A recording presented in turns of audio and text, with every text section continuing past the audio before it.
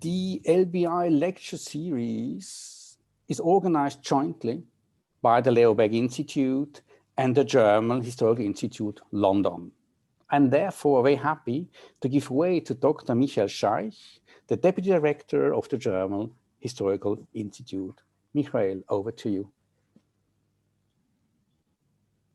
Yes, thank you very much, Daniel, and good evening to all of you, and thank you very much for joining us tonight on behalf of the German Historical Institute. And of course, I also want to welcome particularly our distinguished guest speaker tonight, Professor Jan Christopher Horak. It's a great pleasure to have you here, Professor Horak, and thank you very much for accepting the invitation to speak to us tonight. Professor Horak will be introduced by Daniel in a second, so I don't want to take up too much of our time. Let me just say what a pleasure it is to work with our colleagues and friends at the LBI on these joint events. It's always really a delight to cooperate with them. I only hope that at some not too distant point in the future, we will be able to return to our building in Bloomsbury and to be able to host the events there and to meet you again in person. But I think for the time being, and especially for tonight, Zoom is a good alternative. I think the topic lends itself to a digital format more than many other topics that we at the Institute had in the past. So I'm really looking forward to this lecture, and thank you again for coming, and I wish us all a very stimulating evening. And with that, I hand back to Daniel for the introduction. Thank you very much, Michael. My thanks go out to you and the German Historical Institute. It's really always a pleasure to work with you, and we also look very much forward to meet again in person. Hopefully this will be soon, whatever this means, under the given circumstances. Our topic, conceptions of Heimat in Jewish visual history and culture, is quite a political topic. And it's also a very emotional topic. Heimat is always about belongings and feelings. It's about inclusion and exclusion. It's about becoming part of it and about losing it. It's also about creating it. And today's topic, Helmar Lerski, is really a case in point. I'm therefore extremely happy to welcome tonight's guest speaker, Professor Jan Christopher Horak. Chris served as the director of the Film Museum in Munich. He was the founding director of archives and collections at Universal Studios in Los Angeles. He worked as the director of the Film and Television Archive at UCLA, University of California, Los Angeles, from 2007 to 2019. And on top of that, he was also an adjunct professor for critical studies and moving image archive studies at UCLA. He held also other professorships, for example, at the University of Rochester, at the Munich Hochschule für Film und Fernsehen, the film school in Munich, and at the University of Salzburg. Chris has never stopped working. Currently, he serves as an adjunct professor at the Dodge College of Film and Media Studies at Chapman University. On top of all that, running film museums, running very big film archives, teaching at universities, he has published very, very extensively on film, film history, film artists, film genres. His list of publications is immense. Let me just name 3 of his books, and I will not get started with all his articles. So here's my first example. Helmar Lerski, Lichtbildner, Fotografien und Filme 1910 bis 1947, published in 1982, or in English, Helmar Lerski, Master of the Light, Photographies and Films, 1910 to 1947, published, as I said before, in 1982. Or another book, Lovers of Cinema, the first American film avant-garde, 1919 to 1945, published in 1995, and then again in 1998. Or my third example, Saul Bass, Anatomy of Film Design, published in 2014. Chris also runs a bi-weekly blog called Archival Spaces, Memory, Images, History. No wonder Chris has been awarded several prizes and honors. Let me just mention one. The Reinhold Schünzel Prize for Life Achievements in Preservation and Dissemination of German Film History, awarded 2018 at the Cinefest in Hamburg. Tonight, Jan Christopher Horak is speaking about Helmar Lerski, Between the Diaspora and the Jewish Homeland. Chris, over to you. Yes, thank you very much. Let me now share my screen.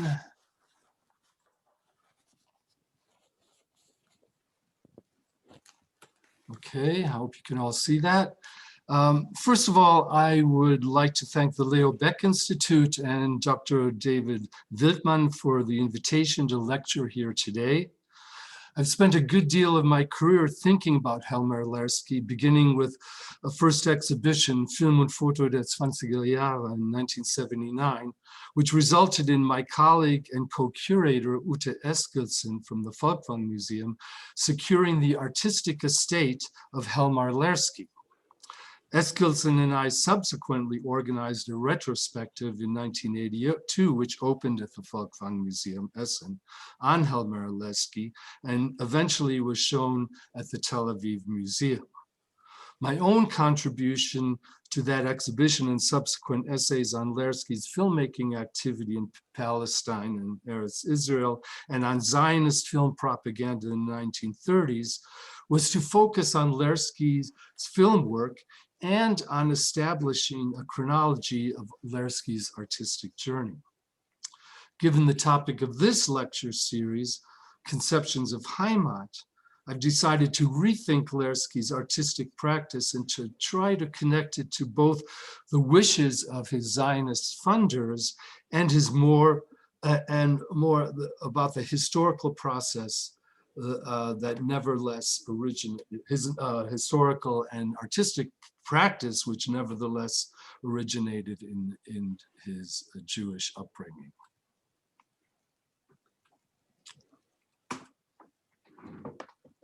I'm trying to switch the slide. There we go. Oh. When in the 1930s, immigrants arrived in Erez Israel, Sabras would ask them, quote, "Are you coming from conviction or Germany?" Unquote. The same question could have been posed to Helmar Lerski, who was in many ways a typical assimilated German Jewish artist, traveling to and working in several different countries. He was, in the eyes of the Sabra, the weak Ashkenazi European Jew, the exact opposite of the strong new Hebrew advocated in the Zionist national imaginary. His sojourn to Palestine in 1931 was motivated less by a fervent belief in Zionism than in the desire to pursue his own artistic projects. And while Lerski remained in Israel for more than 15 years, working consistently on projects that were supported by Zionist institutions, Lerski remained a transient, a traveler, whose relationship to Zionism remained ambiguous. Indeed, Lerski left Israel at the very moment it achieved statehood, returning to Switzerland, his childhood home. For Lerski, home was in fact where the heart was, the homeland as much a mythological as a real space.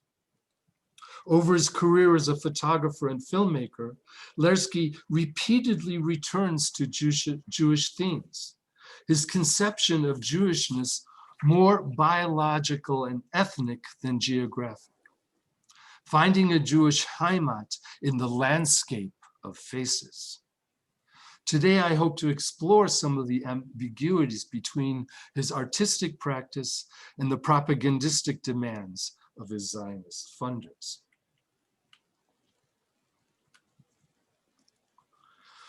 Born in Strasbourg in 1871 to Orthodox Jewish parents from Poland, Israel Lerski spent his childhood in Switzerland before going to the United States in 1893, where he soon apprenticed as an actor on the German language stage in New York, then later Milwaukee and Chicago.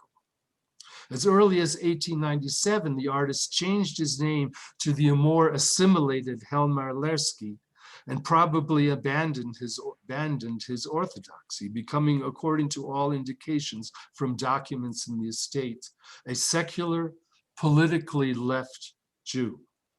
Interestingly, on a trip to Germany in 1905, he published a book of aphorisms on love, which extolled the virtues of free love, another indication of his secularization. And while he remained within the faith in marrying his first wife in 1905, Emily Bertha Rosbach, his second wife, Anneliese Wolfkamp, was born a Protestant. It was in Milwaukee, after leaving the stage, that Lerski began his career as a photographer, taking over his father-in-law's photo studio to shoot portraits of his former colleagues at the German Pabst Theater. Almost from the beginning, Lerski was praised for his photographs, which were heavily influenced by theatrical lighting, eschewing the flat, even light of conventional portraiture to create pools of light that sculpted faces. This was an aesthetic he would continue to mine throughout his career, elevating his methodology to mystic levels. As Lerski noted himself about the discovery of light, quote, "It seems to me that I could take these lights, which I learned to direct, and penetrate the surface of human skin as if I were able to make the invisible visible," end of quote. His aesthetic of light, employing newly introduced, at least in 1911, high-intensity carbon arc Kliegel lamps, also led him here, as in all his later work, to identify the subjects of his portraiture in generic terms, universalizing their image to young girl, actress, businessman. We also see in his portraits the first attempts to touch on Jewish themes. For example, his image of Robert Mann and St. John the Baptist.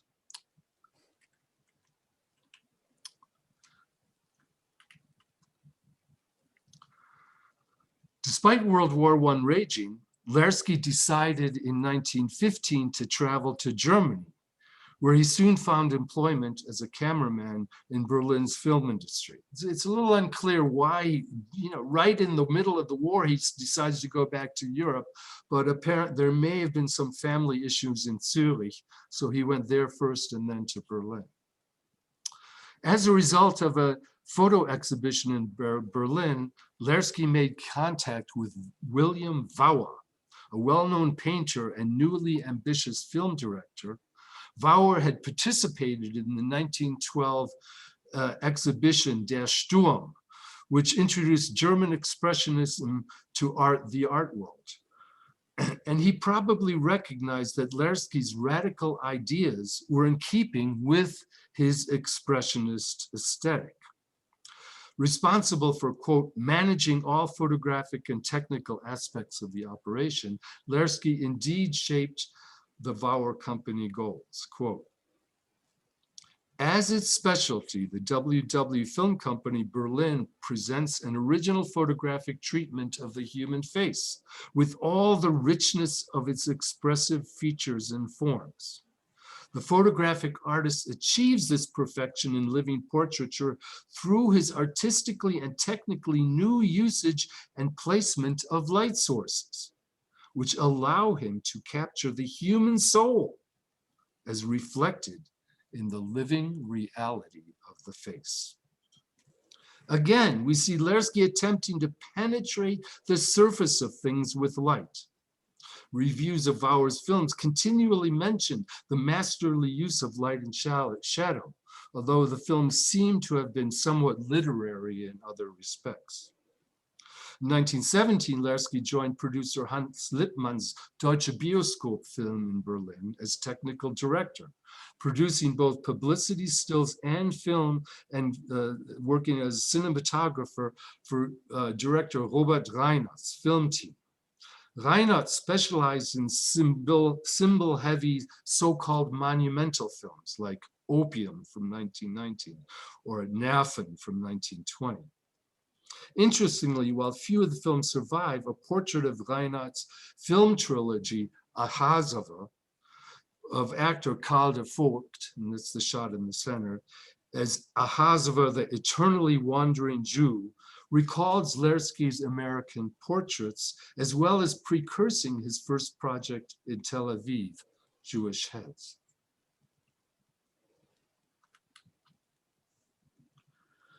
Lerski continued to work in the film industry through the 1920s, trade reviews of his films noting repeatedly that Lerski achieved beautiful, technically difficult images. One of his artistic successes was his camera work for Paolini's Waxworks, seen here on the right, one of the most famous expressionist films of the era. Yet Lerski's cinematography has been unjustly ignored in favor of Leni's sets, although the final Jack the Ripper sequence with Werner Krauss, seen here, was made possible through Lerski's lighting, which created filmic space solely with light by shooting the murderer against black backdrops and superimposing numerous images over one another.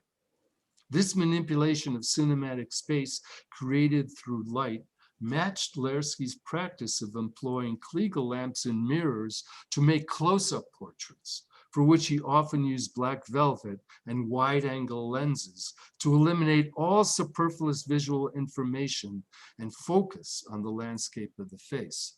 The shot on the left is from the Holy Mountain, the Heilige Berg, which Hanno Löwy referenced, of course, a couple of weeks ago in his talk on the mountain film.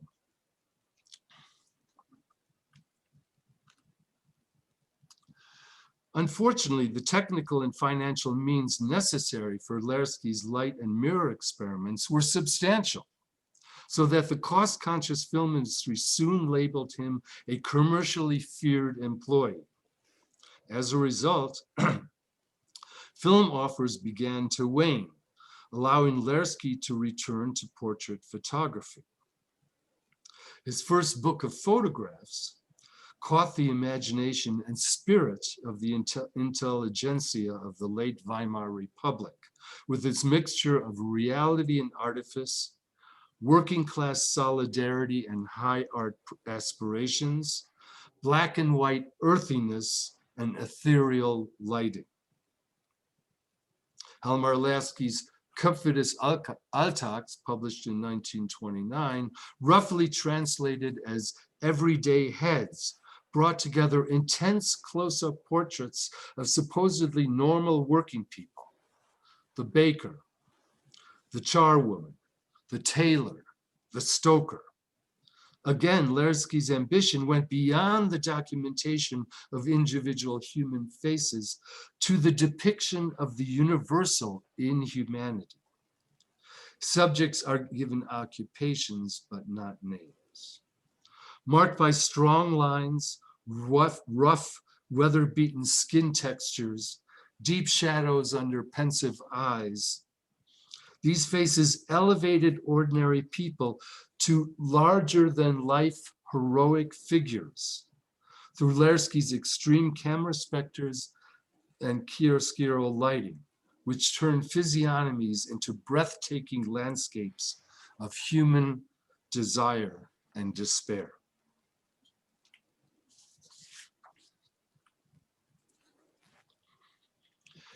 In mid-1931, Lerski and his wife Anneliese journeyed to Palestine, where the photographer began work on a new book project, Jewish Heads, which was supported by the French publisher Charles Pignon.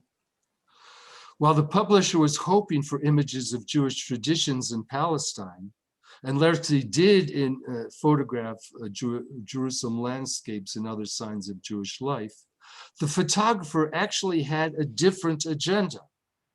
As he noted in a letter to Pignon, quote, "I'm not of the opinion that the collection should include images of modern Jews. That would mean taking a position on Jewish life today, which is not my intent. Rather, I want to visualize the Urtyp in all its various manifestations with an intensity that allows one to discover the original Jew in all its later phases of development," unquote. While the book never came to fruition, a special magazine was published in Paris in 1933. As early as 1930, Lerski had started photographing Jewish types in Berlin, expanding his project to include Yemenite Jews from Palestine, which he perceived to be closer to archaic Judaism than modern Zionists, allowing him again to penetrate the surface through light to reveal the Ur Jew.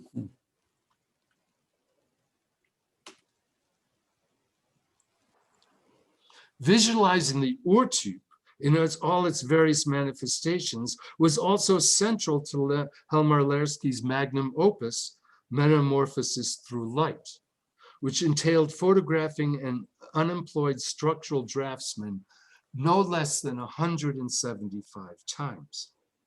Planned as early as 1930 in Berlin, Lerski photographed Leo Uschatz, which ironically can maybe be translated as original treasure, on a Tel Aviv roof, bending the light with up to 16 mirrors to create a never-ending new variations of his visage through the intense light of the desert. Shown in exhibitions in Jerusalem and Vienna in 1936, and as a slideshow in London at the Academy Cinema in London's West End, the work was only published in 1979 by my colleague Ute Eskelsen. After Lerski showed the work to the well-known film critic Siegfried Krakauer wrote, quote, "The original face reveals 100 different faces, including those of a hero, a prophet, a peasant, a dying soldier, an old woman, a monk. This search for the deeper meaning beyond the surface demonstrated in Florian Ebner's words that photography was flexible, polymorph, unstable, and universal. Its meanings are never permanent, but always in a state of flux, depending on context and light. In this sense, it was contrary to the Zionist project of creating the new Hebrew." In search of the Urtyp, Lerski expanded his Jewish Heads projects to include images of Arabs, which were hardly distinguishable from his Jewish heads. This equation would be an issue for Zionist supporters, as I will soon detail. But I want to first theorize Lerski's aesthetic. What was it? What is the mystical aspect of this attempt to use photography to penetrate the surface of things, to go beyond the face, the physiognomy, to the soul? While Lerski may have been a secular Jew and a political leftist, I can't help but think that his obsession with using light to penetrate the surface and reveal the hidden essence of things is subconsciously influenced by his Orthodox Jewish childhood. I hardly need to explain to this audience the concept of pardes, the textual interpretation of the Torah and other rabbinical texts. In particular, its layering of textual approaches, moving from the surface, peshat, to symbolic meaning, remes, to the level of metaphor, jerash, to the secret mystical meaning, sod, seems to parallel Lerski's method of utilizing light to penetrate the surface. As these images have demonstrated, his method was consistent over decades, always bending the light to reveal hidden truths in his images. Despite his left-wing politics, which would have demanded a more materialist approach, his aesthetic remained essentially ahistorical, searching for the universal and the essential beyond the surface reality of things. That contradiction would also influence his relationship with the Jewish Agency, which funded many of his Zionist photography projects. There always seemed to be a disconnect between the propagandistic intentions of Zionism and Lerski's aesthetic that isolated faces, abstracting them from the land itself. This ambiguity would become even more apparent in his film projects in Erez Israel.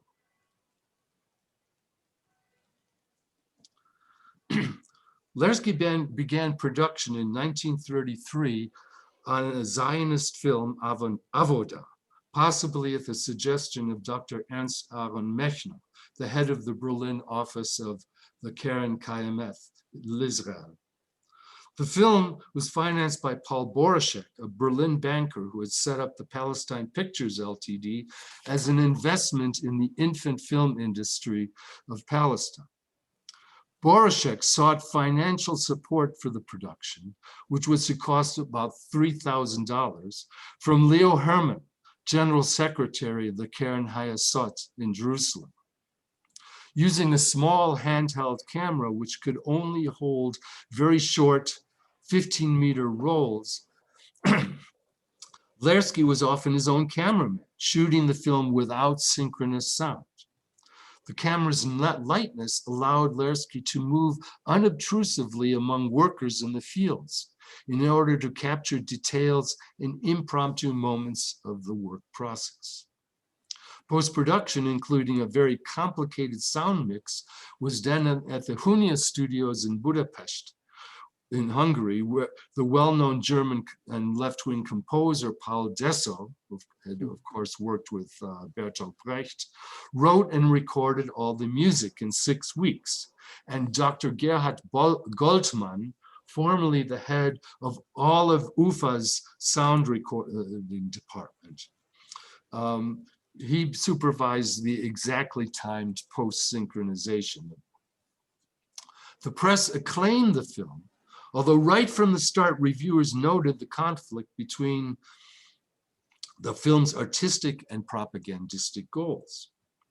A critic at the press screening in Jerusalem in April 1935 noted, quote, "It is not a paradox if one says that at times the artistry of Lerski is too great. Viewing this supreme achievement, one forgets the object of his depiction." Unquote. The Jüdische Rundschau in Berlin wrote, quote, "Work, that is the whole film's content. Its images often intensifying to highest dynamism. Man and machine are its themes. The machine's stroke, the wheels drive, the pistons hammering, the drills clanking. Not since Eisenstein's Potemkin have we seen such a rhythm," end quote. The Palestine Post was equally ecstatic in its praise. In this picture, Lerski's artistic skills shows itself at its best. Here, the camera shows not only the light of the faces, but the very light of the souls, unquote. Comparing the film actually to Potemkin and Storm Over Asia, Podovkin's film, the film critic Hans Feld, formerly of Berlin, wrote, "I have never felt more forcibly the compelling suggestiveness of an epos in pictures," unquote.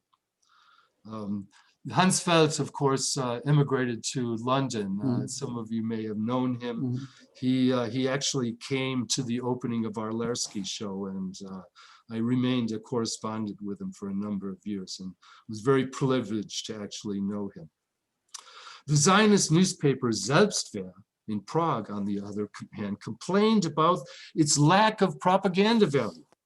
Quote, "This Palestine film has the peculiar feature of not showing any Jewish cities, not a single settlement, and almost no human beings. Palestine is seemingly devoid of human life.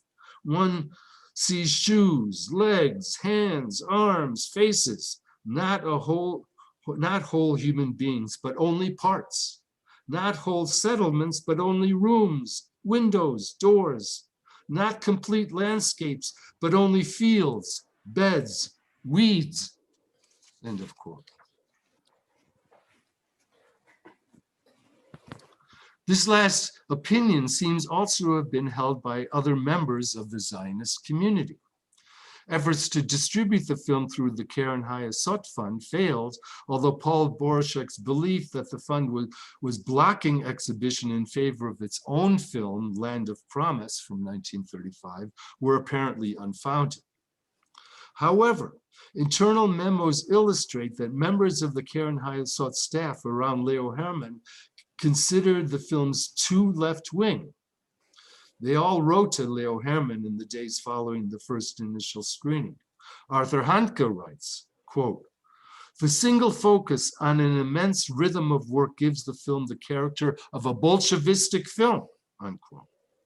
While agreeing with Handke's evaluation of the film's politics, Gal Esser noted, quote, "The film is so completely different from our own," meaning Land of Promise. Lerski almost seems to avoid landscapes. Tel Aviv appears merely as an animated map, unquote.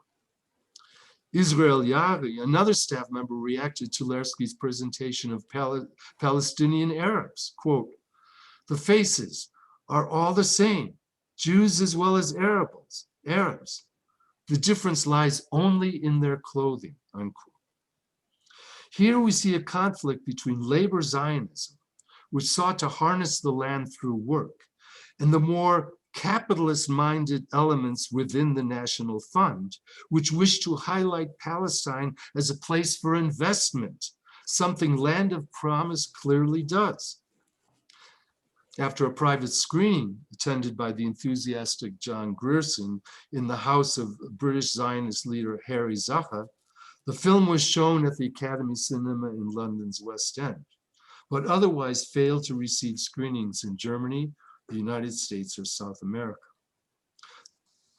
The film did receive limited distribution through Otto Sonnenfeld's Slavia Films in Prague, and Sonnenfeld, of course, after 1938, also immigrated to Palestine and became the founder of a number of cinemas in Israel.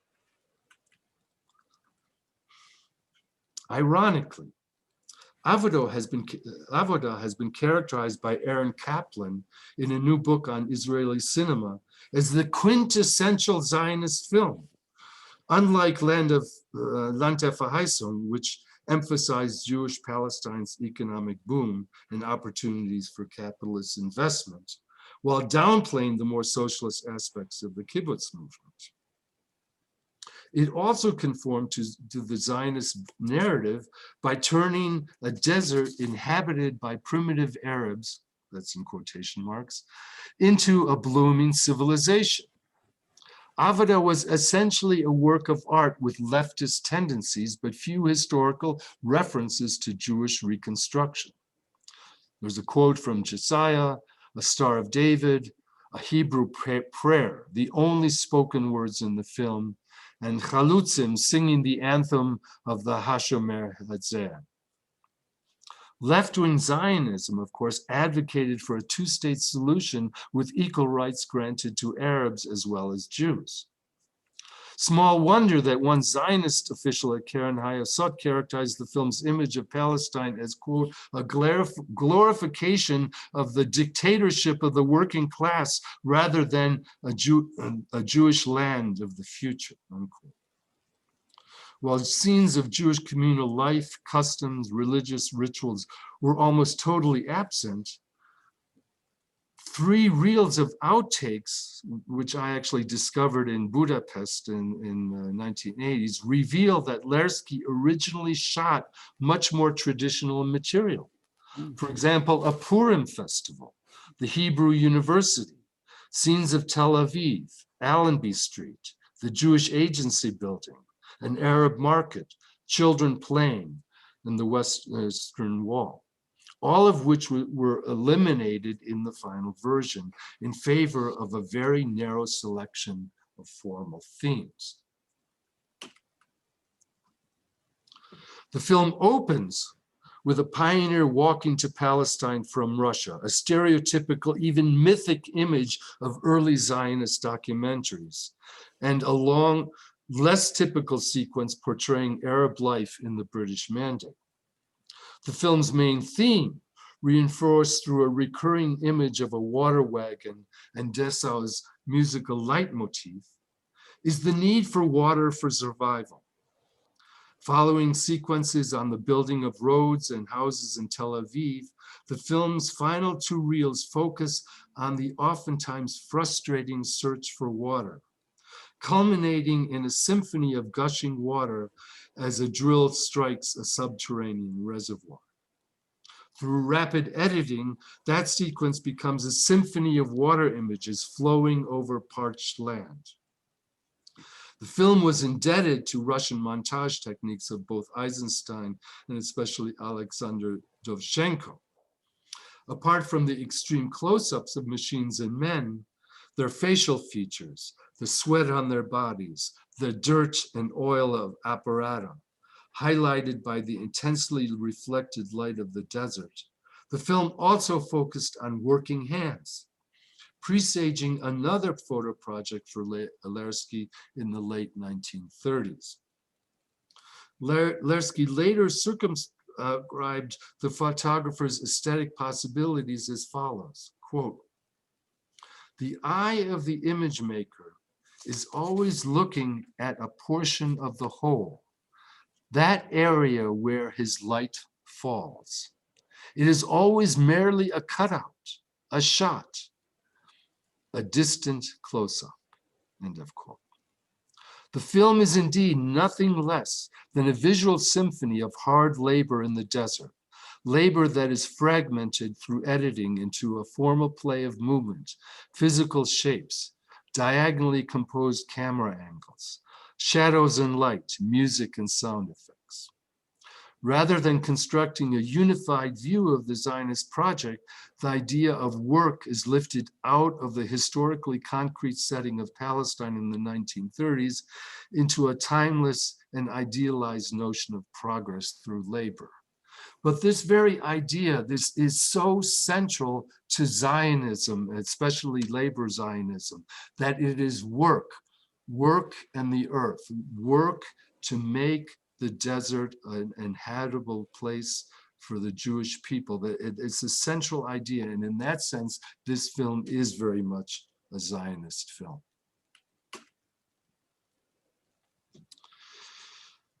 In spring of 1939, after Lerski returned from a long stay in England, the executive committee of Histadrut, under Golda Meir and Aaron Romez, asked the 68-year-old filmmaker to help set up a film division. Lerski organized a modest 16mm film unit where he trained young filmmakers, including Robert Zeller, Rolf Kneller, and Naftali Rubinstein. In an interview, Lerski noted, quote, "At my age, I cannot expect to make the Palestinian film of the future. I can only hope to train people who will stand on my shoulders. First small documentary films, then a real Palestinian picture. No Hollywood. Something springing from the soil, born out of strife and struggle of this hard land," unquote. So in between 1939 and 41, Lerski and his Histadrut film group produced at least 4 films. Yadei HaShamesh, shot in the kibbutz Jivat Brenna, Amal, about the technical school of the Histadrut, Kupat Cholim, about Histadrut's health insurance, and Labor Palestine, History of the Histadrut. In November 41, the film workshop was, of course, forced to close down due to the worsening war situation. None of these films were known to have survived, however. In the 1990s, a print of Yadeh Hashemesh was discovered and is now preserved at the Steven Spielberg Archive in Jerusalem. It was released under the English title, Children of the Sun. As the title of the film indicates, the focus of Lerski's film is on children in the kibbutz. We first see babies and toddlers in their cribs, indoors and outdoors, getting lots of fresh air. Older children are then seen playing on a jungle gym and also swimming in the kibbutz pool. However, children of all ages are also shown working for the benefit of the kibbutz, whether feeding chicks, herding and milking cows, planting fields and saplings for new orange trees, or later clearing new fields of rocks for new planting. Moving indoors, children are seen playing, making things, or reading, the implication being that they are also being educated properly and not just functioning as child labor.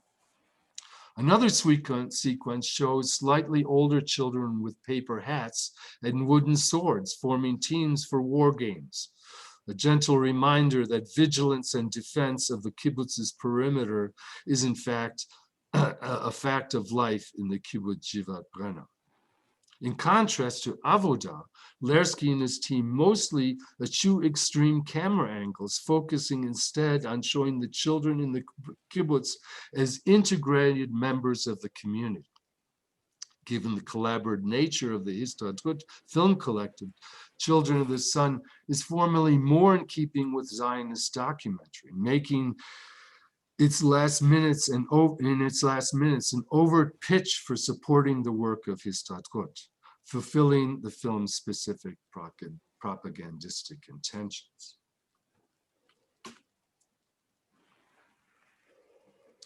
Lerski's final film, Adama, was produced by Otto Sonnenfeld for Hadassah, and was to become the first feature-length film of the new state of Israel. Shot at Ben Shemin Kibbutz, the film presented the fate of a young teenage boy who, having survived the hell of Auschwitz, must learn to overcome his psychic wounds and trust his fellow humans again. The film's story, typical for the times, was to present to the American Jewish community Ben Shemin as a shining example of the work being done in Israel. After completing the shooting, which was assisted by Lerski's pupils from the Histadrut collective, Robert Stiller and Naftali Rubinstein, Lerski sent the rough cut to the United States for post-production. As in the case of Avodah, Paul Dessau wrote the musical score. He had, in the meantime, immigrated to the United States in Los Angeles, while Shabtai Petrushka handled the orchestration. In New York, the film was re-edited with additional material by Hazel Greenwald and released by Hadassah under the title Tomorrow is a Wonderful Day. According to Annalisa Lerski, her husband, quote, was beside himself with anger at the film's premiere at the Locarno Film Festival in July 1948, quote, since it had been completely chopped up, destroying Lerski's best and most beautiful intentions, unquote, with scenes missing and others not shot by Lerski added.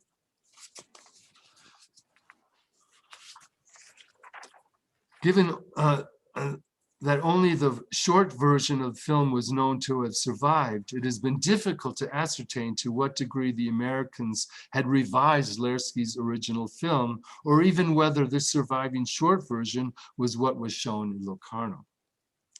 Nevertheless, the film was universally praised by the international press after Locarno's premiere. The Basler Nachrichten wrote, the entire film makes the impression of a highly significant document through which a gifted film producer addresses to the world forum a life-affirming message in an emotional way, end quote. After the Israeli premiere, the critic for Davar wrote, quote, "This film teaches and elucidates in a sublime form the chapter of the absorption of the children from exile and of love of the homeland," end quote. The New York Times, on the other hand, claimed, quote, "The film continually, the film's continuity and photography leaves something to be desired," end quote, but otherwise praised the semi-documentary quality of the film. After opening in New York in April '49, the film earned 4 times its original production cost of 100,000 Swiss francs. In terms of its lighting and photography, Adama was a typical Lerski film, utilizing numerous close-ups, reflecting the bright sun through mirrors into his youthful actors' faces, presenting the skewed vision of its young hero, Benjamin, through obtuse camera angles. Lerski gives the village of Ben Shaman a larger-than-life presence. At the same time, Lerski's fragmented editing and the multitude of spoken languages, reflecting, of course, the origins of the children, create a sense of emotional chaos that certainly reflected the atmosphere of the times. In one classroom scene, all the children reveal their origins in various European countries, making evident that Benjamin is not the only one to have suffered during the Shoah. Only slowly does Benjamin learn to sort out, at times, confusing impressions and come to grips with his reality. He initially hoards food and refuses to take part either in the play or the work of the children and young adults. Finally, with the help of a young girl his own age, Miriam, he begins to realize that this is his new home. He is chosen to carry the torch to the Hanukkah celebration, the festival of light. Moving from darkness to light, Benjamin's path from the darkness to the concentration camp to the light of the kibbutz Hanukkah celebration thus completes his integration into the community and gives the short version its dramatic high point.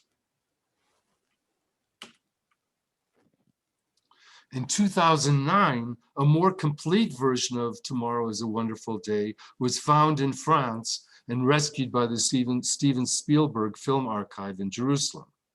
This version is only slightly different than the previously known short version in its first 5 reels. For example, the scene in the classroom where the children name their home countries, the shot of an Arab Jew from Syria is inexplicably removed. In any case, the long version, probably screened in Locarno, adds 2 more reels after the concluding Festival of Light, including footage of athletes marching in the Maccabee Games. Further, the film now ends with the news of the founding of the State of Israel on the 14th of May, 1948, footage that was most certainly added by Greenwald at the last minute before the film's July premiere at Locarno. But most of the footage in the final 2 reels involves following Benjamin as he joins a group of older teenagers who establish a new kibbutz in an undeveloped desert area. This footage conforms to the typed treatment in the Lerski estate and also conforms to Lerski's style. Like Avodah, this section of the film focuses on the absolutely backbreaking work of building barricades, clearing fields, building housing, digging wells, defending the land against Arab attacks, and eventually harvesting a first crop. At one point, Lerski centers the frame on a sign in Hebrew that reads Adama, earth, indicating that this new generation of Israeli youth are rooted in the soil. Again, a very central Zionist trope. It is soil that has been Jewish for thousands of years, as the walk through ancient ruins by the youth demonstrate, while an announcer on the radio underscores the notion of this old, new Jewish homeland. Another scene shows young girls dancing. dressed in what are supposed to be ancient Hebrew costumes. The film concludes with a montage of pioneers, plows, aerial shots of Israel, and close-ups of children's faces. Quote, the hope of Israel, unquote. An apotheosis that once again recalls Avodah. This version of Tomorrow is a Wonderful Day thus moves from the intense subjectivity of Benjamin and his narrative of rescue to the larger story of the founding and development of the modern state of Israel, with its youth firmly leading the way. Thus, we can see that whereas Lerski's portrait photographer sought to create timeless ahistorical images through light, which in their subjectivity allowed for a multitude of interpretations, Lerski's film projects attempted with more or less success to visualize the creation of a Jewish homeland. Not surprisingly, his two feature films are called Avodah and Adamah, work and earth, the two key concepts of classic Zionism. However, by focusing on a timeless struggle between human beings and nature, whether to find water or till the soil, Lerski's film slip in and out of history. Of all the filmmakers to work in Israel before statehood then, Helmar Lerski was certainly the most original as a film artist. His single-mindedness of vision, his formal concerns as a writer of light, a metamorphosis into eternity, conflicted with the more narrow propagandistic concerns of some of his Zionist funders. Yet for the Israeli cinema of the future, Lerski's aesthetic legacy as the nation's first gifted filmmaker was certainly an auspicious beginning.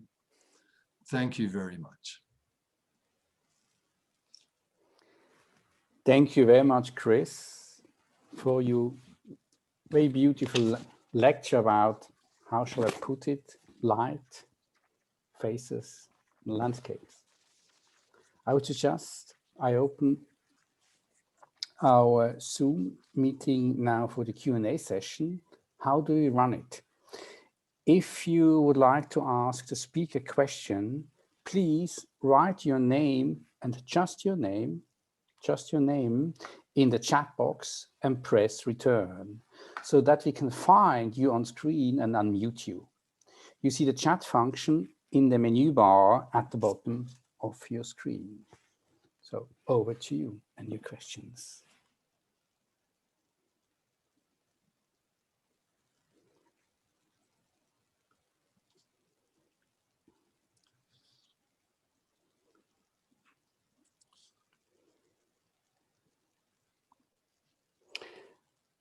Michael, first question goes to you. Yes. Thank you very much for this really stimulating and illuminating lecture. And I wanted to start the discussion with probably a fairly small and focused question. You spoke about him as a photographer who is particularly interested in types. So types of people and professions and so on. So I just wanted to ask you, was he aware of the work of August Sander, another photographer of the Weimar era, who was kind of producing a series of types of various professions and so on? And if he was aware of Sander, how did he kind of react to him, or how did he regard Sander's work or so? I am absolutely certain he was aware of Sander, August Sander, because of course Sander had published his book right around the same time that Lerski published his first book, Köpfe des Alltags, and he moved in those Berlin circles. So even though I do not know if him making direct comments on Sander's work, I'm certain he was aware of it, and both were of course thought of as what was called Neue Sachlichkeit photographers, photographers of the new realism, which actually is a label that fit much more closely for August Zander, because as you know, Michael, Zander, his photographs are all very structured in the same way. Flat lighting and kind of head-on shots. In other words, they are, in that sense, very realist, whereas Lerski, even though he was being thrown in with the Neue Sachlichkeit, the Everyday Heads is not a book of, these photos are not realist. They are expressionist in the sense of the way he bends light, the way he uses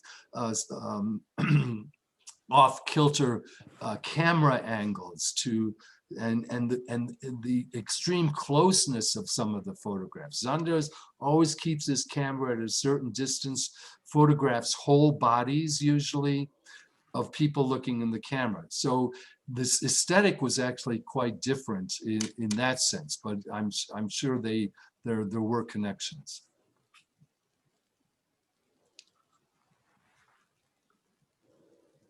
There's a question by Laura Jacobus. Laura, over to you. Can you unmute yourself? Yes. Yes, perfect. Thank you for that. It was a fascinating talk. I was really surprised to hear he was ever linked to Neue Sachlichkeit, but the expressionist quality seemed to me very, very strong.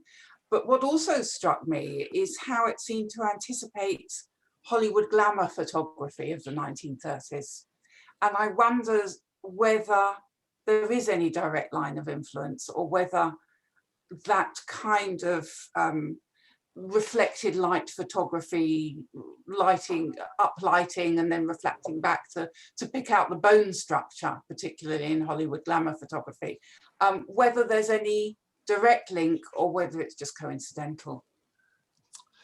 Well, I don't think there's a direct link, and I think Lerski himself would have been horrified at the comparison.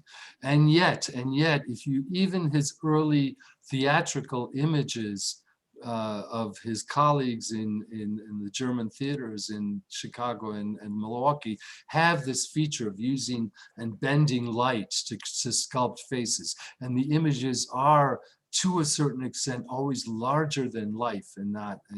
So there is that connection. It's interesting there in the early 80s,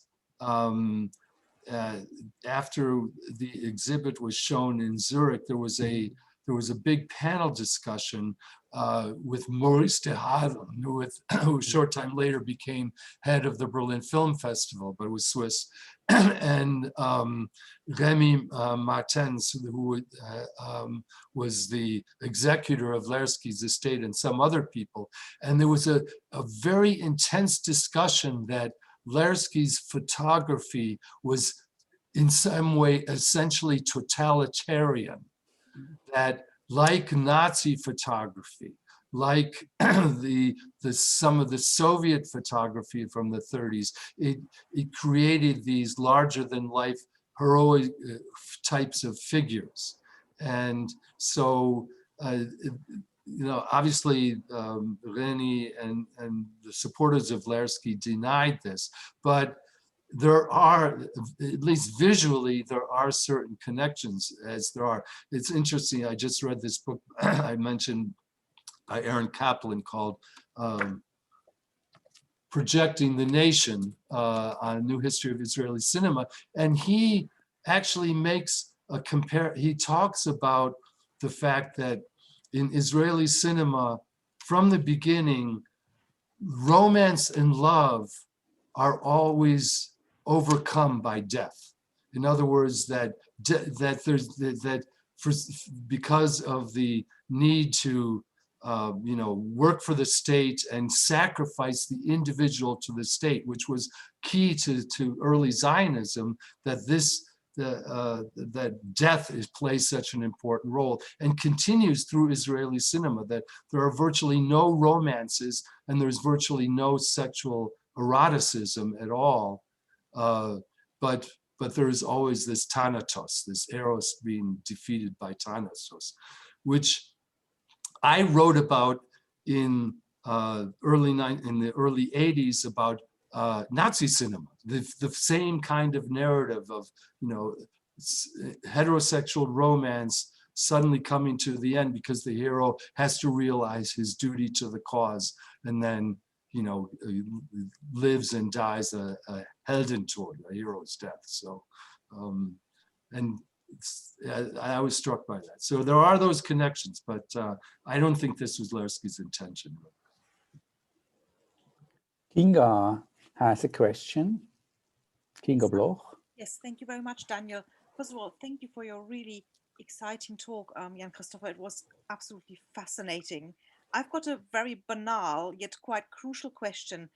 How is his oeuvre accessible, the films? I mean, is it possible to watch them? Yeah, it's difficult. Like Avodah is held by the Israel Cinematheque, but it's not available online. And I mean, they actually made a copy to me available for reviewing. Of course, I knew the film by heart, but I hadn't seen it for 15 years. So they had that, but I think it has to do with the rights, that the Borshek family still controls the rights.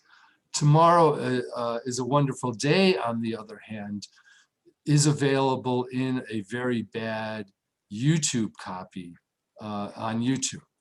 And as is, I think, Children of the Sun. But and some of his other, but most of his work is not available. It's available in Israel, like I said, at either the Spielberg Archive or at the Israel Cinematheque. But unfortunately, much of this material has not been made available online yet. Yeah, thank you. I'll try the bad YouTube copy because I'm intrigued by your talk. I really want to see it. Thank you very much.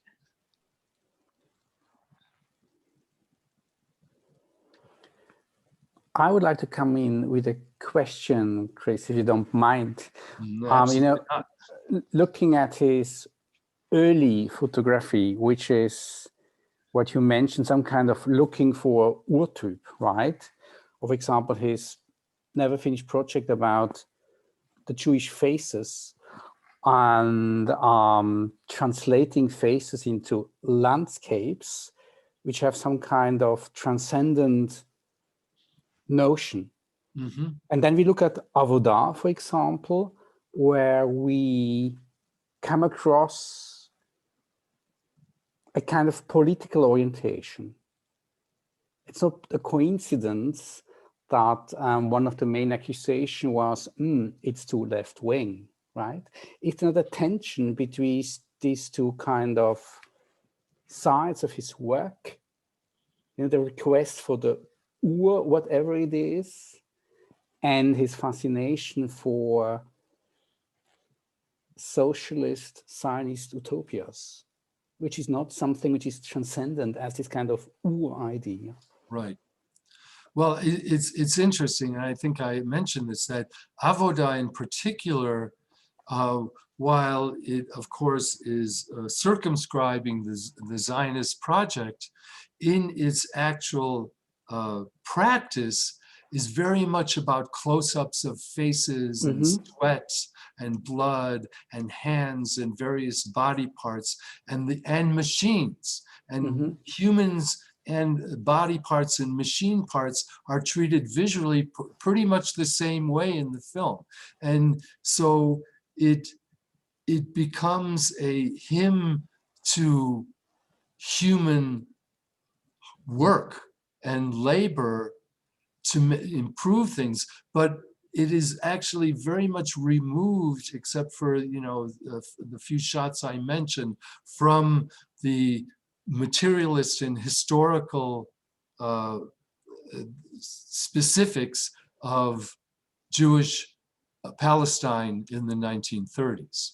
There are almost no historical markers in that sense. There is only kind of mythological narrative of, you know, the Ashkenazi wandering from the Don to Palestine on foot, scenes of what they found there, you know, the Arab life, which is marked as not as ancient and not modern, and again, there's construction, but you don't. There's not this sense of forward movements. It's almost. It's also, for example, many minutes are spent searching for water, and it ends a failure. So they have to go through the whole process again a second time, and only the second time, after much more work, do they manage. So there's this kind of circularity to the narrative too, which again takes it out of the historical into an ahistorical space. At the same time, I think it's also clear that he, you know, at least in terms of his politics, he was part of the, you know, the left-wing Zionist movement, which sought to accommodations with the Arab population. Ofer has a question. Go ahead, Ofer. Luca, can you unmute Ofer? Okay. Hi, and thank you very much for this fascinating talk. A couple of things, maybe. One is a technical comment. I believe that Adama is available on DVD now from the Spielberg. Yeah, thank you for that. Yes. Oh. So you can watch it, and there are several unofficial copies of Avodah. Just around. If you can Google them and you'll find them. And they're not very good quality, but if you want to see how it looks like, it's I think it's interesting. As an official archivist, of course, these non-copyright versions I can't really talk about. Yeah, I know, but if they're not good enough to be a problem, I think, not in terms of the quality of the image. I think that two things. One is that I think that he was more, in the times of Avodah, he was more at the center of the Zionist movement than, you know, the radical left. You know, in Avodah, the spoken word in Avodah is a speech from Herzl, which is as mainstream as you can get, and Avodah ends with the anthem of the labor socialist movement, the labor movement. So I think he tried to be at the center, but the aesthetic looks communist. Even though many of the reviewers, obviously, they had not a problem with that. They had a problem because they thought it was just boring, right? But I have a question about. You know, and he never really, as far as I know, never really learned Hebrew. Yeah. So he always remained, you know, a yekes. So yeah, that's true. That's true. But you know, and he was at some point part of the more radical Brit Shalom people or around them. But nevertheless, I think that this film was more catering to the mainstream. That was my impression. But I'm wondering, what would you say about the connection between Avodah and his German filmmaking, and especially his last film in Germany, Sprengbarger? Yeah, which I find there are lots of similarities there, and of course differences as well. Absolutely. I mean, I could have done a whole talk on just the similarities between Sprengbarger, which is what is that in English? It's a digger, a mechanical digger, right? Yeah. Which is the star of the film, but it is also very much in terms of Lerski learning how to edit together moving image parts and human labor that connects those two films very, very much so, absolutely. And you know, he didn't edit the film, he just shot it. But from the point of view of the cinematography, there are a lot of connections, and you can see there's a straight line of development from that film to Avodah, indeed. Thank you. I would like to come in with another question. You mentioned in your lecture his quest for the Gemini Jew, so to speak, as seeing the Gemini Jew as the Urtypus, the Jewish Urtypus. And if you go on a quest for the Gemini Jews as the Urtype, I mean, you are beyond anything what constitutes National Socialistic thinking. So my question is, why does this topic always comes up again and again? That Lerski is visually close to fascist, which means in the English discussion, nationally socialistic filmmaking. So my question is, why does this question comes back and back and back again? How do you explain this fascination for bringing up a question which probably doesn't make so much sense, or is there a link? Well, I agree that it's strange, but it makes sense only in terms of the fact that there are surface characteristics of his lighting and framing that match some images taken in National Socialism. But again, the way I think I've tried to point out in my talk, that his aesthetic has very different origins. And this attempt to penetrate with light through the surface things to the essential, to the essence, to the form of things is or can be thought of as almost a Jewish methodology, given, as I said, the methodology of Torah interpretation. So I don't see, and I would counter that there are actually no connections directly with certainly with National Socialism, but that National Socialists, for example, even the sculpture of Arno Brecker or something like that, has a certain monumentalizing effect that is similar visually, but actually in terms of its aesthetic, in terms of its goal, is a completely different one, completely different.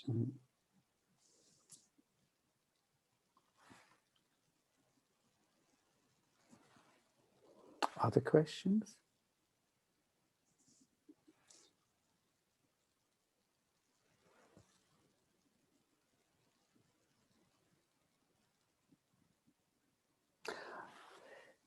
I have another one.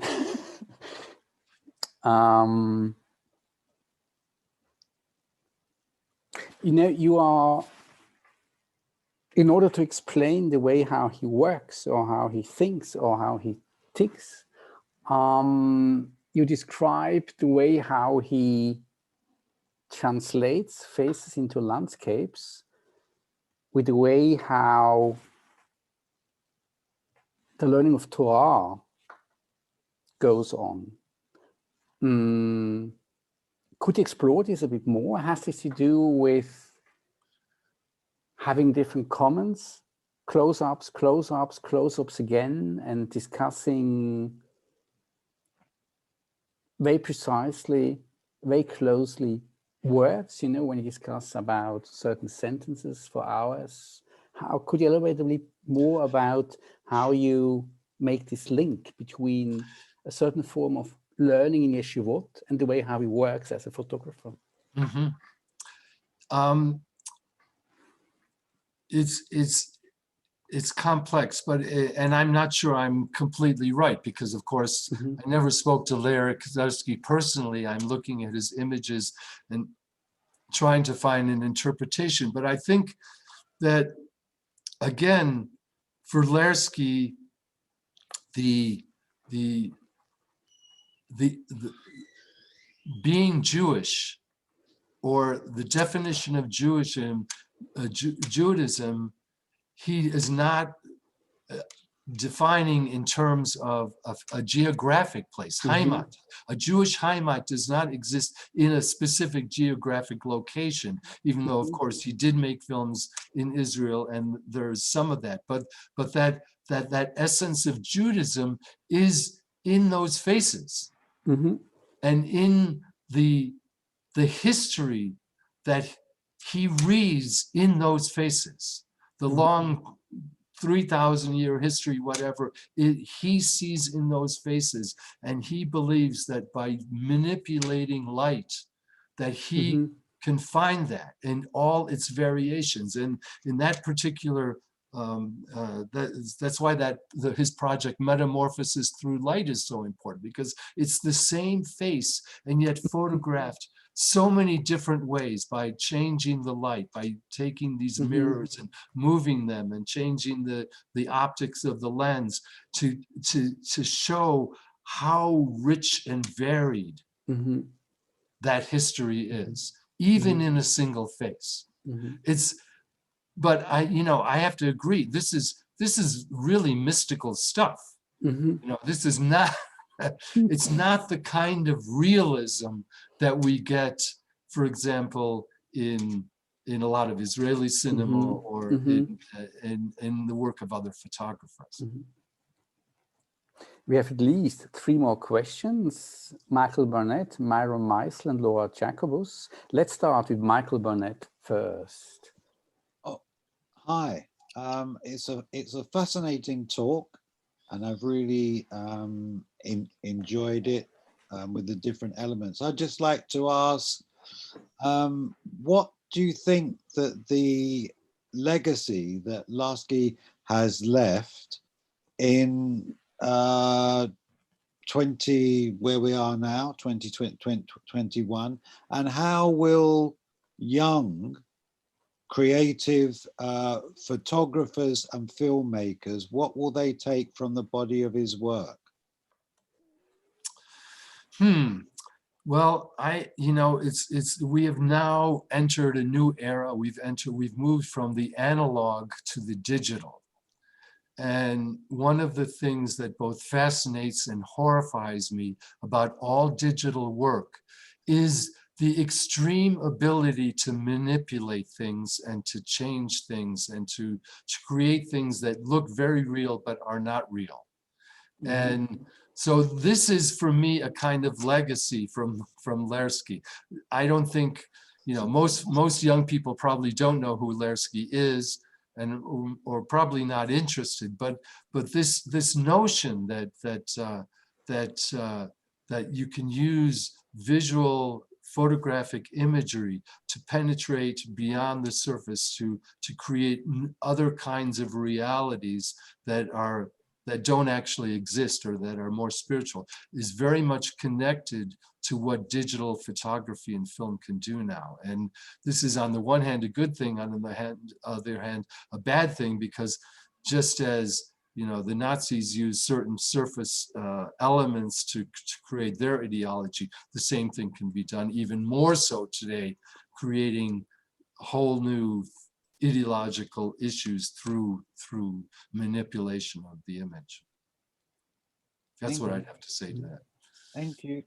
I would just say before I go, that's a good title, Legacy for Lerski. It's clear, it's got 3 words, it's on the button, Legacy for Lerski. That's it. You nailed it. Thank you very much. Myron Meisel, your question, please.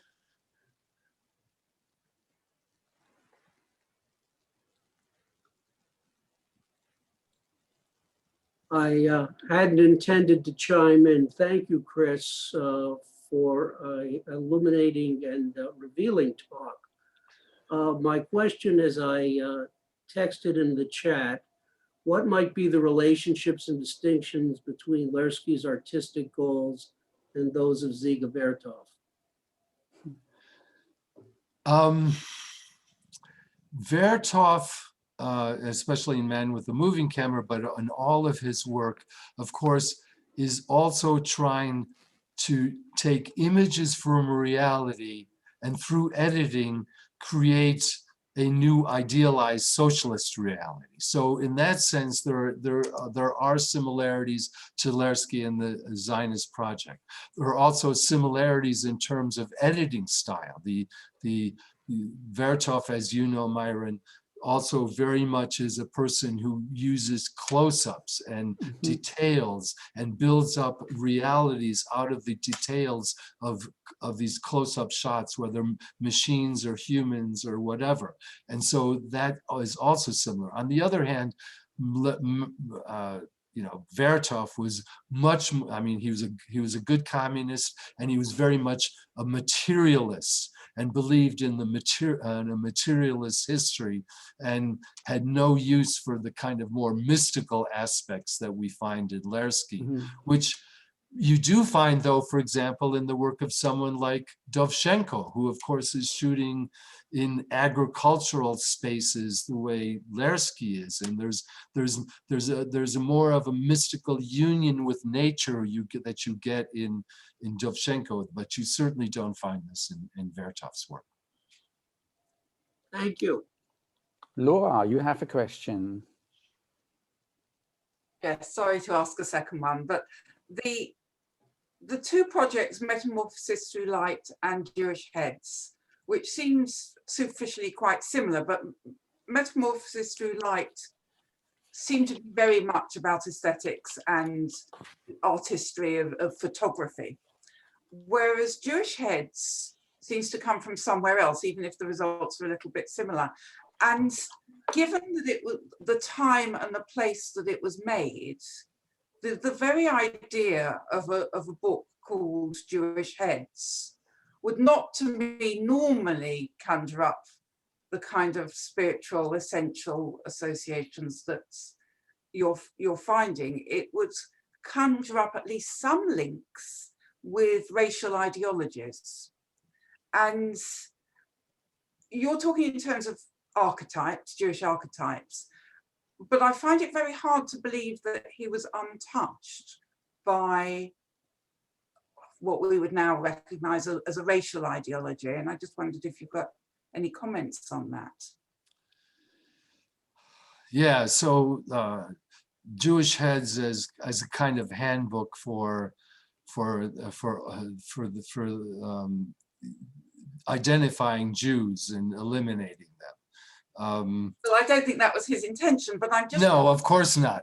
I do think that he does start this project because of the growth of the Nazi Party and its growing influence. I mean, he is in Berlin in 1930, where all of a sudden the Nazis are getting, 30 plus points in the election, and there is the fear of a Nazi takeover. So, but I think his goal is, of course, the opposite: to valorize, to talk about the rich cultural history of the Jews through this project.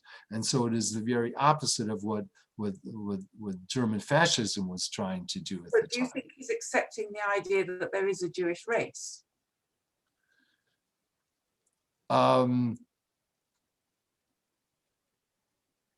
Yes and no, because of course he also includes Yemenite Jews and Mizrahi, but also, of course, Arabs.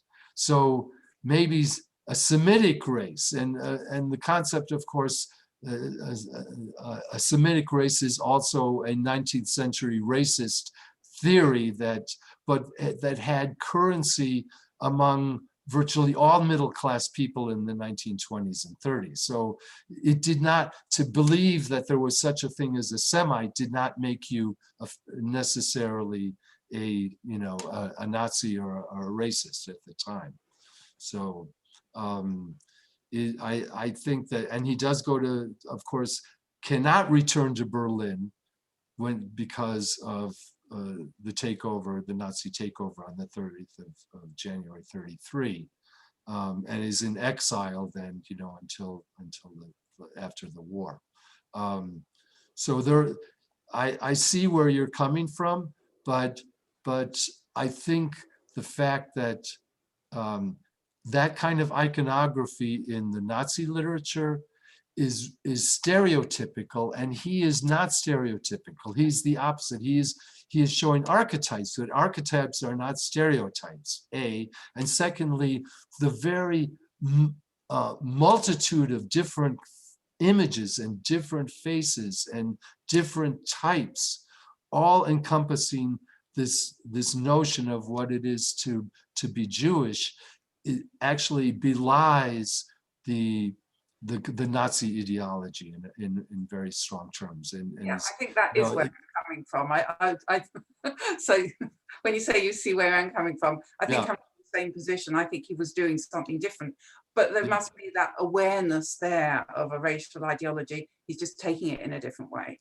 Yeah, and I think the book never got published also because of what was happening in Europe then in '33, you know, so, and, you know, the French had their own issues with anti-Semitism. So, you know, I think that that project got stopped for those reasons. Interesting. It has never been published later. I mean, the pictures are there. They have never, there's not Nope. one. Nope. Any other questions? Then I would like to bring the official part of our Zoom event to an end. Thank you very much, Chris, for an extremely fascinating lecture, really about a lot of topics, archetypes, for example, fluidity, polymath, and the flexibility of photography and of Lerski. It was really beautiful. And my thanks go also out to my team for enabling us to join in. And I would like to remind you that we will meet again very soon, kind of soon, online on April the 22nd with our next lecture, which will be given by Ofer Ashkenazi on the topic Heimat as a shelter from Nazism. So I wish you a good night and hope, or good day wherever you are. And I hope to see you again soon. Goodbye.